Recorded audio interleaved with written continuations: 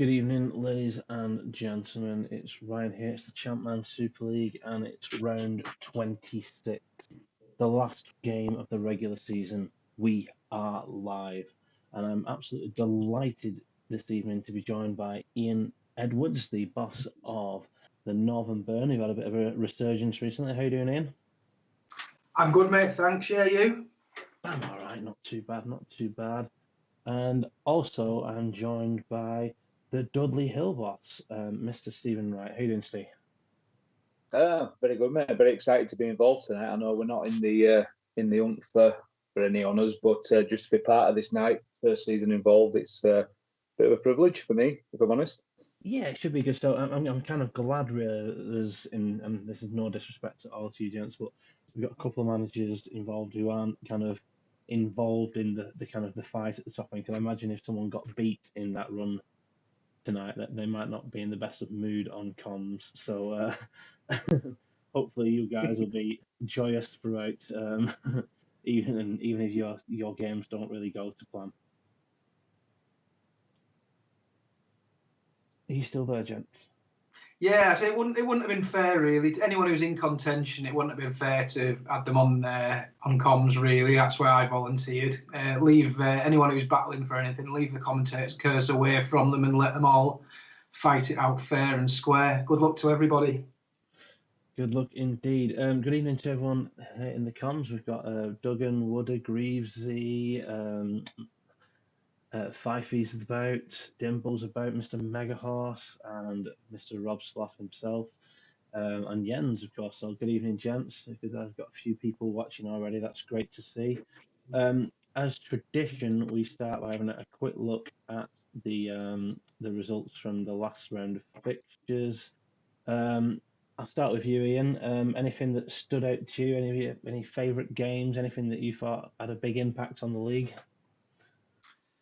There was a couple of guys who had to win, wasn't there? Otherwise, they'd have been out of contention. I think Craig at Gazelles put a good win in against Ian when he needed it. Otherwise, that may have been season over for them. So it's results like that have given us probably one of the more exciting last days with a lot to play for in the last few years, I guess. Yeah, it always seems to be a little bit to play for in the last couple of years, and I think tonight does have the potential, obviously, with 4 teams being involved. Fulchester, obviously, just needing a point, might think themselves in there, but I mean, there's always twists and turns in the Super League. Anything that caught your eye, Steve?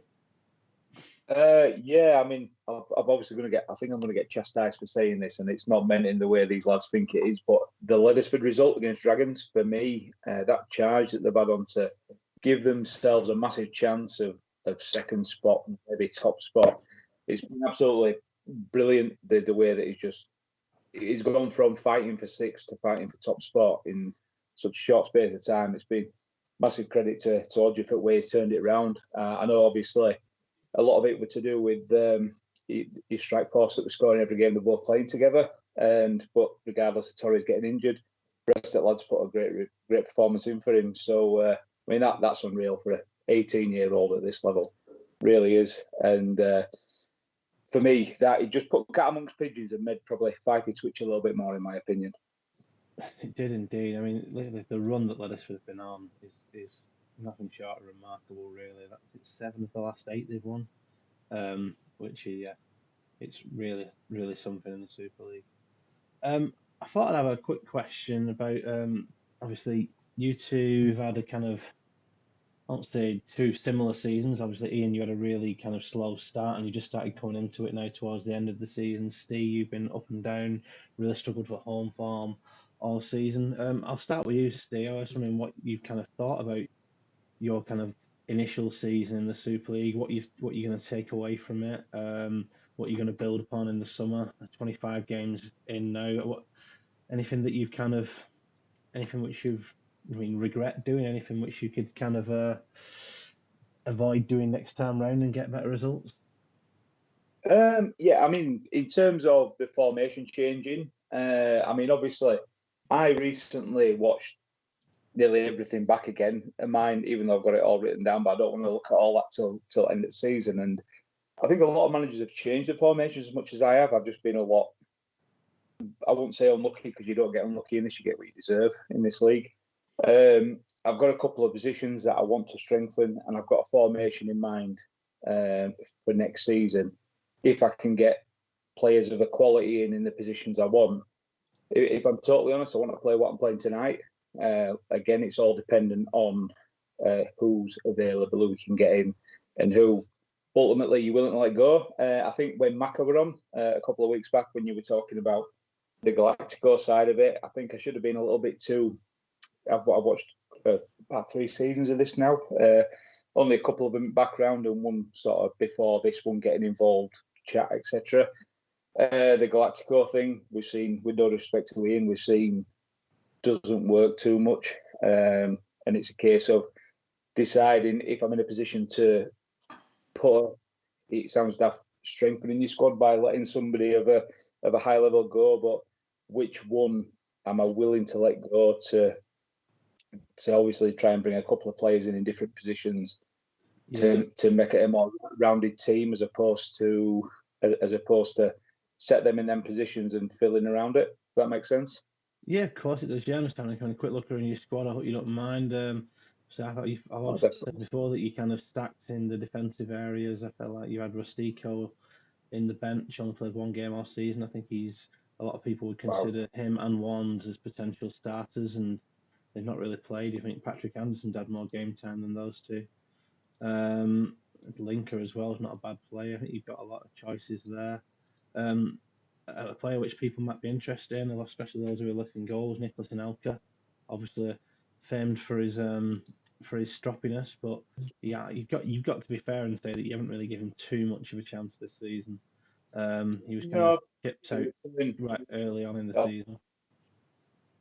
Yeah, I think the return in his ratings, obviously, look at that. And the one thing I've been looking at as well is his form when he's been in the reserves as well. And it's been of a similar ilk. So he's not really, apart from the worried what the league position makes him like, I'm surprised there ain't a couple, 2 or 3 more, 2 or 3 more lines there of other reasons. But yeah, it's a case of, I know where I need, for me, centre midfield really is somewhere where I need somebody more creative.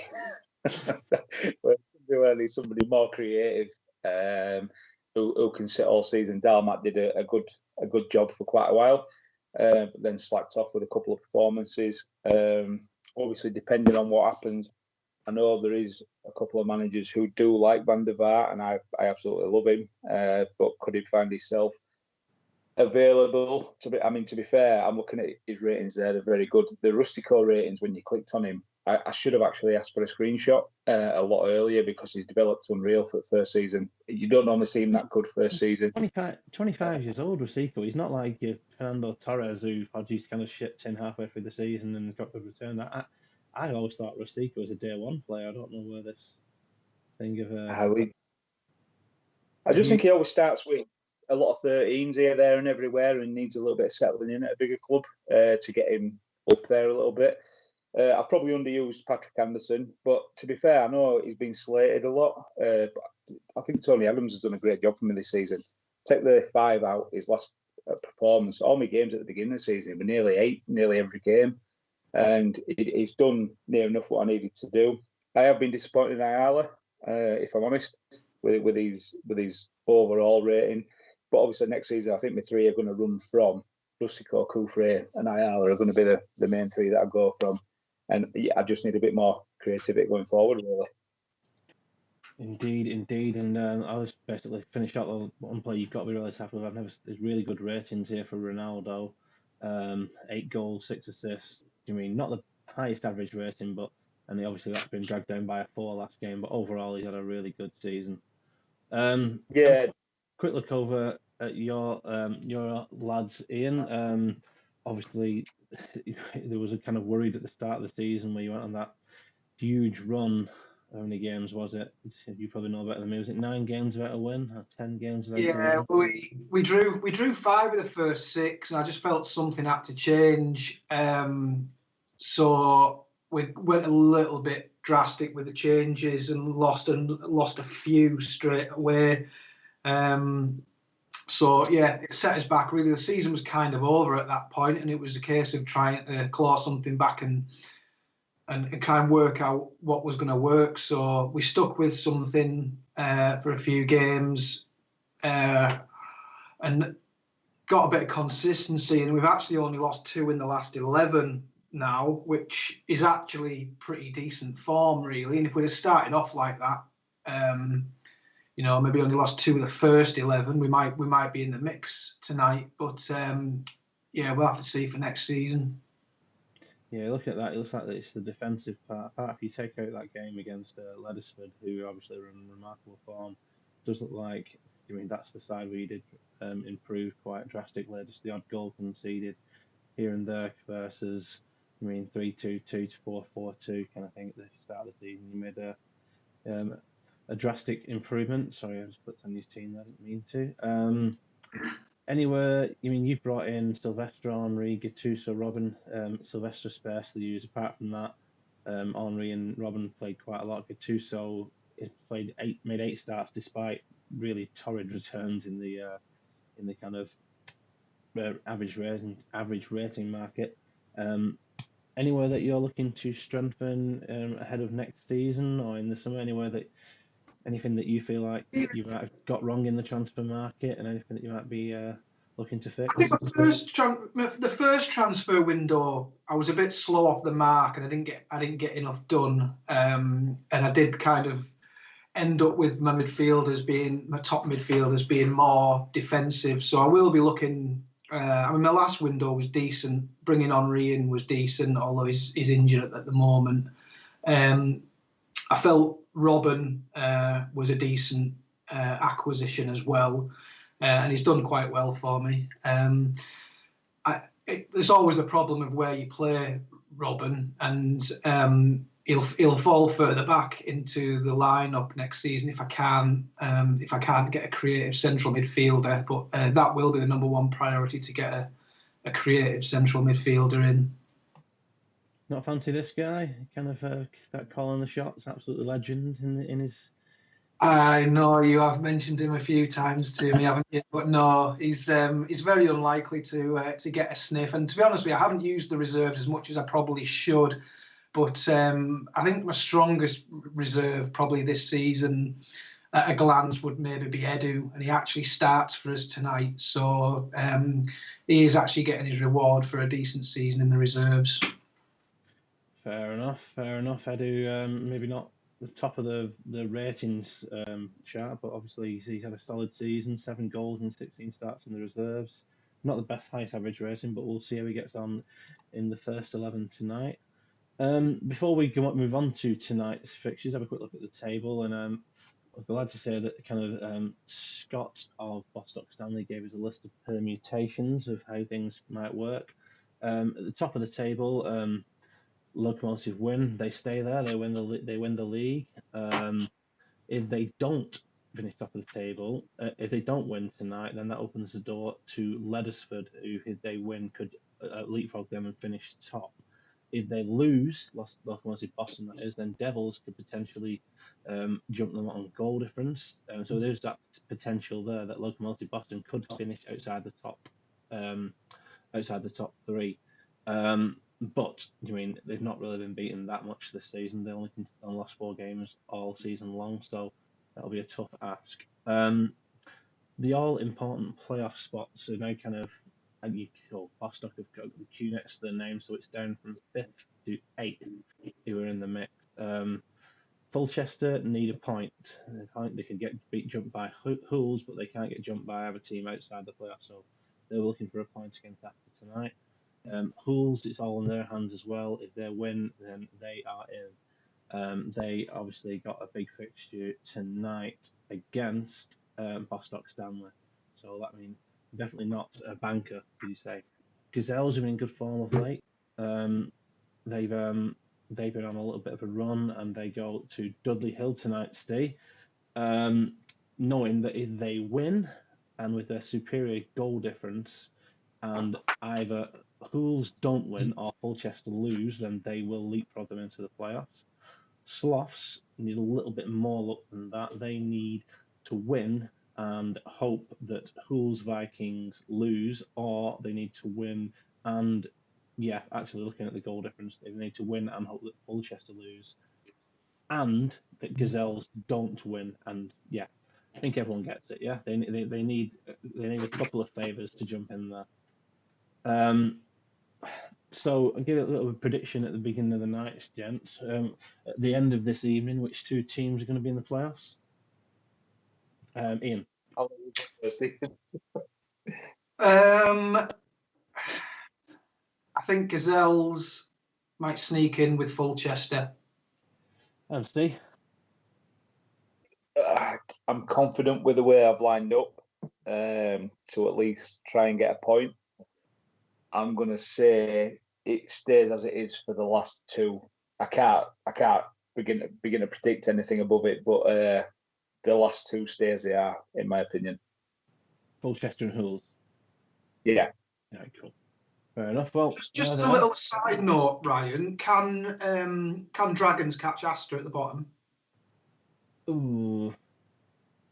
No, when looking at that, they could, but I mean, it's unlikely with the goal difference. It'd need a big swing.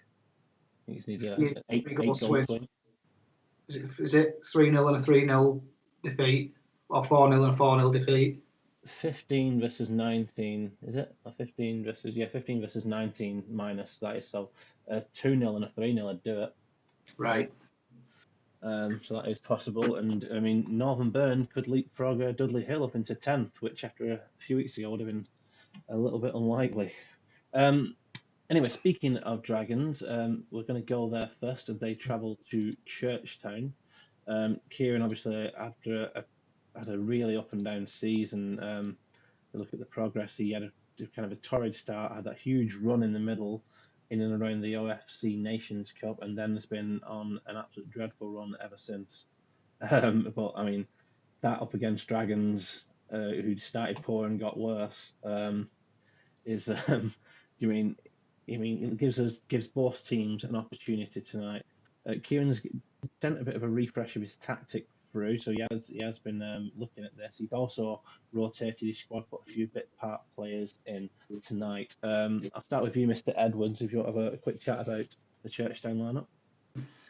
It's a strange one for Churchtown, isn't it? You don't sort of know where that slide in form has come from, and he has had some big players that have underperformed this season. I think he hasn't quite got Zanetti going too much, has he? And he's on the bench tonight, Zanetti, isn't he? And Pablo Aymar as well, I don't think has really performed for him this season as well. So it'll be interesting to see what he's got planned for him next year. So, yeah, a lot of tinkering at the start of the season for him. I think maybe to keep it interesting for himself. Kind of backfired a little bit. He probably should be doing a little bit better with some of the players that he's got. But when you have got the likes of Vialli at centre-back and Ricardo Quaresma at left-back, then it does show that he does have a little bit of work probably to do in the transfer market coming up if he's going to stay on. And yeah, I think it's a good way to end the season for him tonight. No disrespect to the Dragons, because it's a very winnable game, and it might just help him finish on a high note. Yeah, completely understand that. He needs a bit of a confidence boost as the season draws to a close, and the Dragons is a place known for giving out confidence boosts. As we go across the water, Christian O'Donnell's going to be captain to the Dragons. I've seen that we've got Wooder and Duggan in the chat, and I know Jamie was around earlier on. He's gone with kind of an old Phoenix tactic. I know a few clubs have used it. I think one of our comms team up using it again tonight. What do you think of this, Mr. Wright? Matt Kerr coming in. Is anything radical with this lineup? No, I think it looks extremely solid. I do prefer from what they've been playing. Obviously, Baumer and Zauri just to be that little bit step further up. Although their improved form did come playing 4 at the back. I hate Mark Kerr with a passion. It's for part-time players of the game and everybody who played it when they were a kid and haven't played it since. They absolutely love him. And 6.43 from 7 is absolutely disgraceful. I think the only time I've ever seen him get a tune in Super League, if I'm honest, were when Scott playing him at DMC last year, where his stats probably say that he should be playing. But you look at the rest of the squad round it, massively strong. It's been well documented to a couple of managers, including the Dragons managers. I think Ronnie Johnson for the first 2, possibly 3 seasons, I think is superb on the game. Greavesy told me to give my head a shake, but if you look at that, let's still look at his pace, don't look at his age. He's brilliantly solid, and his ratings, they're really good regardless of whether he's playing at centre half or DMC. So he's pretty good to have all that on the tune. But I'm fancying him to squeeze a win here with Kieran's rotating a bit much. But one thing I'm glad to see for Kieran is Emerton getting a run in his proper spot. So it's going to be a tight game in my opinion. Emerton. Yeah, he's playing him at DMC and what have you. He doesn't ever really do it for me, but DMR is where he's probably his best, in my opinion. Fair enough. And a couple of predictions from you gents. Evening to Mr. Palmer in the chat. Good evening to the rest of you gents. Even Hodgie. Have some predictions from you gents. Steve, predictions? 2-1 Dragons. 2-1 Dragons, Mr. Edwards. 2-1 Churchtown. 2-1 Churchtown, and we'll get cracking with this soon enough. Mr. Megahart is going 7-0, Alf going 1-1, 3-1 to the Devils, 3-0 to Dragons, Dingle is saying. Mr. Potato Mourinho going 3-0 Dragons. Let's kick it off and see what happens. It looks like a bit of yellow to start. Batistuta and Zeri involved. Obviously playing a bit of a different team tonight, but Jibril Cisse is having a bit of joy. Seen Boateng's name mentioned a few times, and Cisse smash on live. But on the counter attack, Andres D'Alessandro, a little bit underperforming this season, has put Dragons ahead, and that was a very quick first half. So it felt like they were on a play, didn't it? That goal. Yeah. Churchtown, 4 shots, 2 on target, slightly better than Dragons, but they put their 1 shot on target into the back of the net. Looking at that, it looks like Churchtown were on top. They had more possession, ball play in the area, but however, a lot of it was in the centre of the park. Let's have a quick look at Batistuta picked the ball, moved it left to D'Alessandro, who's just had a bit of a run and hit it left-footed. Do you mean? I don't really want to dwell on this game too much, but solid first half for Dragons, something to be cheery about, Mr. Edwards? Yeah, I think so. They probably shaded it to Churchtown, but Dragons obviously got the all-important goal. And it's also quite encouraging that it's the Alessandro that's got it, because they've had a few central midfielders that haven't quite cut the mustard this season, including him. But he has shown signs recently that he could be coming good, and he might be that might be quite promising for them for next season. Yeah, one of the players, him and Archie back, I think, is the other one I have in mind. They need more of this next season to kind of get going. They need to make a decision on Batistuta. I know he's a heated debate in the Dragons camp whether he's for sale or whether they kind of put all their eggs in his basket for next season. The chairman, Mr. Peterson, seems to think he's absolutely dreadful season 2. So we'll interested to see if he has any takers. Well, he's getting hooked now for Nikolai. He's getting hooked for Nikolai, is he? Right. We'll find that one now. We'll spot that one, but well, thank you, Ian. Churchtown, Steve, what do you reckon for that first half? Not too bad, eh? George Boateng doing all right? Yeah, he's a big favourite of mine on a home save, which we all know doesn't equate to being in Super League, but for me, he's a very, very solid player. Super League standard, maybe questionable, but is that his first appearance at season? Or second? 6 times. Doing all right every time, really. So I don't understand why he's not played more with those ratings, to be honest. Yeah, but he's played in that Mickey Mouse Cup, haven't he? So, yeah, that's probably it. For me, if you're Kieran, you're wanting a bit more out of Cristiano Doni. Personally, I don't like him on the right side of that. I know he's either-footed, but there's plenty of improvement there in his team to put up a decent fight in the second half. When you've only got 3 6s, you're behind. You always feel like if a couple of your players do push on, with obviously having a little bit more, slightly more of the attacking players, obviously got a bit of a chance of bringing himself back into it. Let's see if they do just that, and we'll kick off for the second half. And there's that man Brett Emerson who you mentioned pre-game. Saw a dive there. Was it from Ricardo Quaresma? Looks like Churchtown definitely coming back into this a little bit more, and that has been capitalised with a Jibril Cisse goal. Yellow card for Boateng though, and looks like Wilfred Baumer's coming in for Dragons. Again, this is going very, very fast. Both teams having the chances. I think Churchtown having the better of it though. Bowyer, Batistuta, D'Alessandro involved for Dragons. Last minute or two, are we going to get a winner? Hit the post. They hit the post, and we're not going to get a winner. The final whistle has gone, and it's curtains on Churchtown and Dragons season. Churchtown much better. Isn't it? Wooden spoon for Dragons, confirmed. Yes, it is indeed, and they've been hammered that second half, haven't they? They still, I mean, they had that one shot on target, that one goal from the first half, and then they've not done anything else second half. It's been all Churchtown. They got the equaliser, but couldn't capitalise and get the victory. Yeah, but the action goal. Let's see how that equaliser went in. And it's Hidetoshi Nakata who's been quite underwhelming this season. He hit the ball towards CC in the area. Who again, Oliver Kahn beat into the ball, which is not what the Dragons sides will want to see. Not the best of seasons.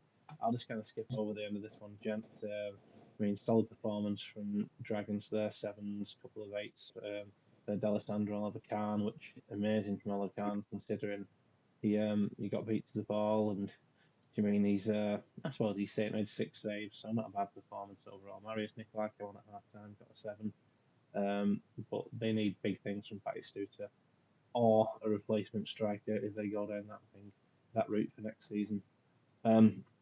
Churchtown, much better performance. George Boateng picking up man of the match in a 9 there, looking at the 7 out of 10 tackles won. A really solid performance, really, and Kieran will be disappointed not to pick up all 3 points. Brett Emerson also getting 9. Solid defence, even without John Terry, William Viali, and Okaronko, who's had a really good season, getting 8. Nakata picking up an 8 as well. Yeah, all in all, Kieran obviously nothing much to play for tonight. They'll be happy with the performance, but not with the result. Whew. Yeah, I was surprised not to see Oliver Kahn man of the match there, in honesty. Yeah, I think it's that thing. He did let that goal in, didn't he? He get beat to the ball for the equaliser, but apart from that, it looked like he had a really good game. We are going to stick with this one. This is Haggis versus Devils. We'll start with the Devils. I keep calling you Mr. Edwards. Ian, sorry, I do apologise. That's all right, man. Fifey's gone back to the base tactic he used when he first started. I think he's changed things around a few times, like getting rid of this arrow, moving his attacking centre midfielder back to centre midfield. But he's gone back to the original version of this. He originally submitted his team without substitutes. He was that confident in the fitness of his players, but I had to persuade him to put some players on the bench. What do you reckon of this lineup? Is this back to his best? I think he's pretty much there, isn't he? I guess it's questionable whether. I mean, I'm a big Arnold Brugink fan, so I'm happy to see him in there ahead of Elisa Derby. I guess some people will be putting Elisa Derby perhaps in that team. Maybe instead of Brugink, but I think he's just put about his strongest 11 out there. He's got everyone back in the positions when they were absolutely flying earlier on in the season. So it looks like Fifey's really stopped messing about and he's now really going for it again, which looks really positive for him tonight. This is kind of the setup and the team that really got unlocked Dyer down the right hand side to fire in some fantastic ratings. He's plateaued a little bit since. This is the best I've seen him in the Super League, and he had really good starts of the season, especially when Devils went on that huge run. I mean, but I don't feel like he's won them games in the same way that Mpenza has, or in the same way that, say, Ziraberto has for Sloss. I think he just quietly gone about his business and picked up really solid ratings. But I feel like something you've not got with Kieran Dyer is to have someone to take the game by the scruff of the neck. And that might be me talking about my arse with 6 assists and 4 goals, but when you compare that to, that's less than Ronaldinho, in total there.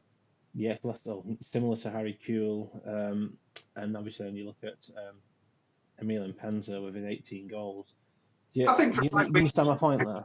it's not so bad though, is it? Really? I mean, most of us would take those numbers for a full back or a wing back, especially when you get the whole team singing, and they're all contributing, which they have done this season. Really, when it's been going well for them, I think he's had some tidy numbers, average ratings wise, out of Emerson as well. So right through the team, when he sets up like that.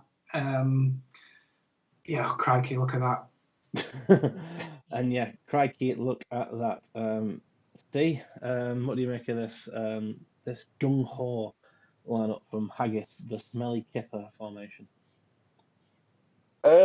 Yeah, I mean, he's obviously going for it last game of the season to try and put a bit of a show on. I sort of understand his thinking behind it. People might think he's just gone a bit mad with nothing to play for. But he knows that 5A, we're definitely going to play 4 DMs and obviously with his 2 centre halves to try and flood it a bit up there. It was sort of my idea when I got an idea by Craig first time round to play 3 up front, and when he were playing like a flat back 4. So I can understand the thinking behind it massively. And after watching games back, like I have been doing, slinging to 1 at back has worked out once or twice. It's probably worked slightly more on the couple of times I've watched back, because I've watched everything back 2 or 3 times, like a bit of a geek, really. And apart from starting with it, it's always worked a little bit. And I mean, I like to say this. I think he's got a little bit of something in his locker. I don't think that's a bad return out of 4 games from him as well. It's going to be an interesting game. It's going to be an interesting game. I think that at the. It will be, yeah, it will be. It could be one of those. Let's just make sure that this. It'll be fine. Oh, nice throwback away kit there for the Devils. Someone else used to wear in red and yellow. I can't remember who it was. No. Have you got any predictions on this one, gents? Steve, I'll go first. Oh, I just think he's not got. I think he's a bit too much up top for that 1 at back, and I'm going to say he's going to scrape a late 2-1 win. Late 2-1 win for the Devils. That is, Mr. Edwards. Yeah, I think the Devils will win by 2 clear. Whether it's 2-0, 3-1, 4-2, I'm not too sure, but they should overload Vieira and Stam at the back there, I would have thought. You'd think so. But I'm look at the I look at the kind of prediction in the chat. They're expecting a cricket score. You could say Dimble's going 6-1 Devils, Mega Horse 4-1 Devils. Mr. Campbell himself is going 5-0 Devils, and 7-1 Greaves there. Duggan's going 4-1. A couple of draws thrown in them from Tato. Tato's not back to Haggis loss all season. Absolute die-hard Haggis fan. Still believes, and Alf still reckoning getting a 2-2 in there. I think, yeah, fair play for Mr. Campbell for putting this tactic together as a bit of a show for the last day of the season. So yeah, let's hope the game lives up to the formations. Good luck to both managers. Obviously, this is a big game for Fifey. Obviously, looking to get back into that top 2. Needs to get a victory tonight if he's going to do that, especially with the form of Wethersford. And obviously, still a few points behind. It looks like that. Wow! It looks like the Haggis Hunters have started better though. And then, I thought they were 2-0 there. Brozic's got an early goal with 1 disallowed just after that, and there's Brozic with a second. And Penza fires back though. This is what we wanted to see, an exciting first half football. 2-1 just before half time. Looks like the Devils coming into it a little bit now. And that's the equaliser off the underside of the bar from Emil and Penza. Can we get another one before half time? Yes, we can. He does. What a half football. Wow. So it looked like the Devils started strong. Then from, I say, 10 minutes to 35 minutes, it was all Haggis. They scored 2 and had 1 disallowed. And then they were 2-0 up, and all of a sudden they went on holiday. They kind of started on the whiskey. They jumped on their Ryanair flight, and they were in Lanzarote by the end of the first half. And the Devils took advantage. 3 shots on target from Haggis, 5 from the Devils, and it was definitely the first half was a game of 2 halves, shall we say. Lots of action zones at either end. Possession relatively simple. Have a quick look through. So Mendieta into the box for Brozek. The first one. Who got the second one? It's disallowed. It looks like Donovan scored, but Saha was offside for the disallowed goal. But Donovan got the corner into the box for Brozek's second. Brugink delivered the ball from wide from Penza's goal. Fifey with a little bit of a flutter at 2-0 down, thinking, oh my God, it's over, what's going on? Then Gio Van Bronckhorst put it in for Penza to get the equaliser. Then just before half time, Brugink, Emerson in the air for Brugink to make it 2-1. And Arnold Brugink looks like he's had a really solid first half here. Ian, talk us through the Devils, mate. Well, he'd have been worried, wouldn't he, for a little while there. 2 conceded, 1 disallowed. He's not the most optimistic of characters, Fife, is he? But his boys have come through well for him there in the end. I'm expecting a few more goals from the Devils in the second half as well, looking at the momentum that they've got. It's maybe just took them a little bit of a time to adjust to the crazy formation that they were up against. And obviously the few changes that he's made since last time out as well. So now they seem to have set themselves nicely after that. So yeah, expect them to maybe win this second half at a canter, to be honest. Yeah, Wood is asking what the hell has Van Bronckhorst done to deserve that 8, and he's not done much, has he? So, I mean, not even on the second page there. He's it's been a quiet first half for him. A couple of off the ball runs, maybe. I don't know, but he's not done much really to deserve that 8. So let's see if that continues. Steve, it all started so well for Haggis. Yeah, I mean, they flew out of the blocks. I mean, I'm sure he'll be more than happy is wrong where Vieira's turning it on when there's literally nothing to play for. I mean, Casillas with that 5 is not helping. But I mean, this game, it were always gonna.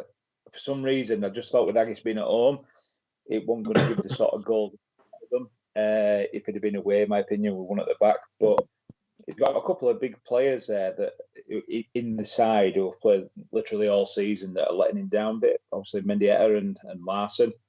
If they'd have had a sneak to a 7 or one of them had an 8, maybe, I think it might have been a bit tighter. But to be fair, let's be honest, who would absolutely love to be a fly on Fifey's ball during this game? The way it's so far, honestly, it's absolute madness. And it was guaranteed to bring madness. And fair play to Ian for going at him, knowing what sort of formation he was going to put out as well. Fifey's saying the goalkeeper's the difference. It's hard to argue with that, really. Frey with a 7, Casillas with a 5. I think his team might be slightly edging it, though. But let's kick off the second half and see if that continues. Hopefully the goals continue. Looks like Mpenza's involved. Pardon? I was just saying, give over Fifey. We don't win this. And Brugink just gets his second. My God. It looks like Brugink's involved again. Cool. And there's Brugink with his hat-trick. Where's Arnold Brugink been all season? Let's see if the Haggis squads can come back into it now. I don't think they are going to. So it's all Devils at the minute. Kiwi going down. Emerson involved, as is Harry Kewell. But there's Louis Saha. Oh, is he? That's 2 disallowed goals for the Haggis Hunters. And that's a hat-trick right at the death at Mpenza. And Fifey will be absolutely bouncing that with Mpenza, his boy, getting back on song, and Brugink, who's been out of the cold for much of the season, getting a hat-trick out of there. Nothing much to build on, really, for Haggis in that second half. Obviously, they had disallowed goal. Everything that the Devils touch went into the back of the net. 45, Brugink into Van Bronckhorst's feet, the ball from the left to Mpenza. Mpenza in the air for Brugink, and then Brugink on his own. I mean, the man, the myth, the legend, Arnold Brugink. Should he have played more, Steve? Well, I mean, going off that tonight, he should. Maybe USADA have stepped back a bit off Mpenza, so he's started running riot again. I mean, what the big thing for me there, forget the ratings, anything like that. Fifey's finally put his proper team back out after a lot of weeks of doubting himself and chopping it about. So he's put his right team out. For me personally, I maybe would have switched Kuhl and Ronaldinho. He had a job to do against, in hindsight, a weaker defensive formation, and he's gone out and he's not only done it, he's smashed it out of the ballpark. So all this negativity, in my opinion, needs to stop. That performance there tells him he's in with a massive, massive shot of winning this thing. So if you think about a quick look at the league tables there, obviously the Locomotive Boston have got the added point as they haven't played yet. I mean, Devils could win this thing. You mean it's not beyond the realms of possibility. Obviously they're 6-2 winners tonight. Haggis back to the drawing board. Ian, is that do you mean I don't know? He's picked up a 3 for Ikea. Is it all down to that? Yeah, I mean, Patrick Vieira, he had a much better first half than he did second half. The first half he did a great job of protecting Stam and Casillas, didn't he? But second half he's missed four out of his 6 tackles he's had in the second half. He's missed 4 of them. So Devils have been able to get through a lot more. I think Haggis, with that lineup that they have put out there, they're probably lucky not to have got a record Super League beating. To be honest, it could have been. I mean, it could have been 10-5 in the end, something like that, couldn't it? So yeah, it's one that we'll probably never see again. That lineup. It was one where you could get away with it, nothing to play for, a bit of entertainment, but it's kind of handed 3 points to the Devils, really. And question from your experience, your learned opinion, Mr. Edwards. I don't know why I keep doing that. It's really annoying. I'm annoyed myself now. But I keep calling you that. I do apologise. Iker Casillas, obviously got a bit of a pedigree in the Super League. Is he good enough? Is he good enough for this game where there's nothing to play for? Do you need, if you're going to have Iker Casillas, do you need another keeper for the regular season and just bring him in the playoffs? What's your thoughts? Well, I think you kind of set the template at Bolton Phoenix, didn't you? You don't really play him until you get to the big games, and then you can throw him in, and he always does well for you. Never lets you down in those big games.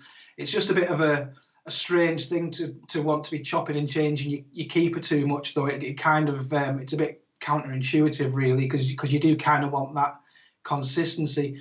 But yeah, he is liable to throw a stinker in, although his form has been decent. But I don't really know. He's got Canizares on the bench there. I mean, I had Canizares in my very first BTEC, wasn't it? Very first iteration at BTEC, and he was actually decent for me. He was my captain and probably my best player, but then again, he probably had the most work to do. But yeah, I think I would be tempted if I was Ian to look for a keeper that I was going to play 26 games a season, not have to worry about whether I've got to drop him, bring him in big games, anything like that. So yeah, a bit of a decision to make. He has.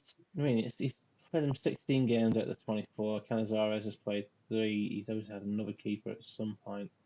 Bizarre's played 6. Came in, did pretty well, then went off the boil. So he's obviously not got full of confidence with Casillas. I mean, well, Bizarre's, I wouldn't say got off the boil. Bizarre's form, he had 1-5, but before that, it looked like his form was decent. So I mean, that was perhaps a knee-jerk reaction as well. And maybe he could have stuck with Bizarre.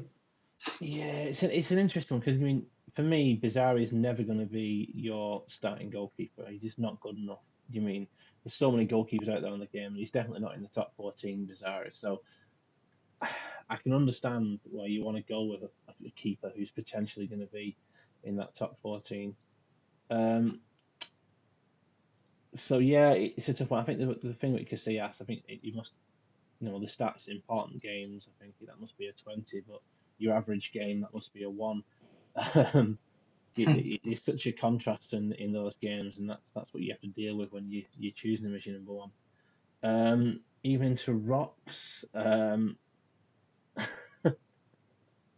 glorious that we're getting a 10-minute tactical analysis for us generally farting in the general direction of tactics. I don't think we really talked about Haggis's tactics too much, did we? I don't think so.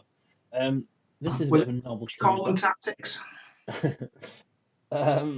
Bit of novelty here. We've got our core cons on 3rd. This is Northern Burn, who are at home. Obviously, Northern Burn much improved of recent. I think Ian said pre-show only 2 losses in his last 10, or 2 losses in his last 12. 11, I think. Last 11.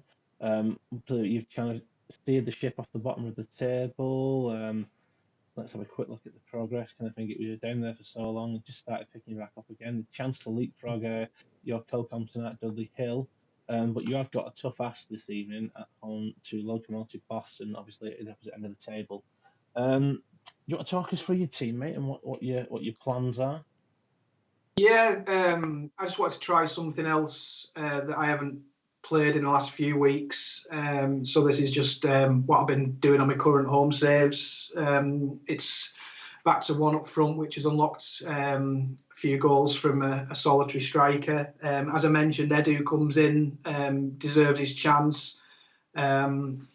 Unfortunately, Thierry Henry's injured, so I'm just taking a little look at Edu. Gives me a chance to slip Robin back into central midfield and We've been so well off for decent DMCs, and they're all fit. Someone had to miss out, so Van Bommel hasn't really been pulling up any trees recently. So Gattuso gets his chance and Van Bommel misses. Gives me a chance to see how